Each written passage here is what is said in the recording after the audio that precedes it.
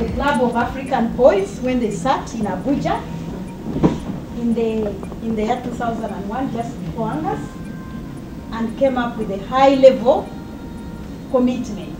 And I think we know about this, I won't say much, but at least one of the critical things for us to remember is that it was conscious, they were not forced, they sat and they agreed that this is a big problem for Africa.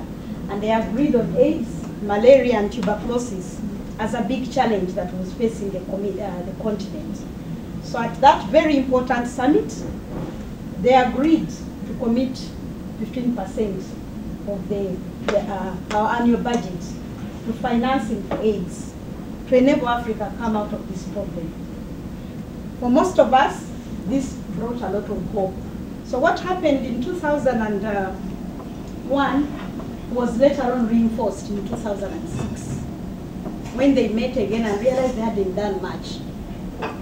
Again, they reinforced and said, we are now going to accelerate this commitment and to come up with a plan that will make this work very fast.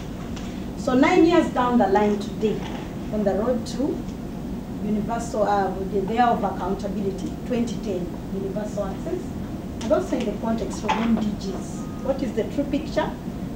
I have seen from the flyer that only 8 countries have met those commitments. In fact, they are less. When you do a critical analysis of what the target is, you'll find that most of the resources are from external donors. So they will bring what comes from PEPFAR, Global Fund, everybody else, and then they add a little bit from their national budgets, which is mostly around 3%. And then they say now,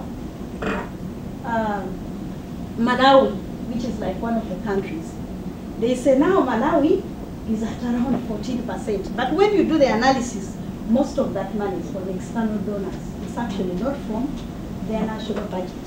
And then you go on ground and see the actual situation that women live. You find female condoms are missing, stockouts are happening. Then you question, what does this really mean in terms of the real lives of women?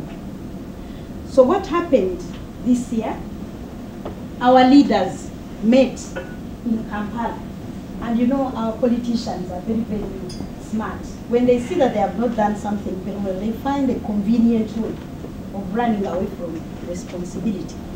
So what they did, they decided to dodge that meeting and said, let's focus on the MDGs because the deadline is so close.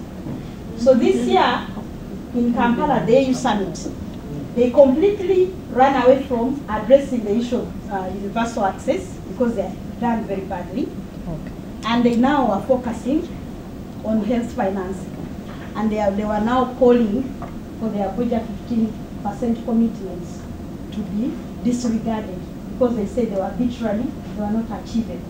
So the ministers of finance went with this agenda to influence the African leaders so that Abuja 15% is done away with because we cannot afford to meet those targets.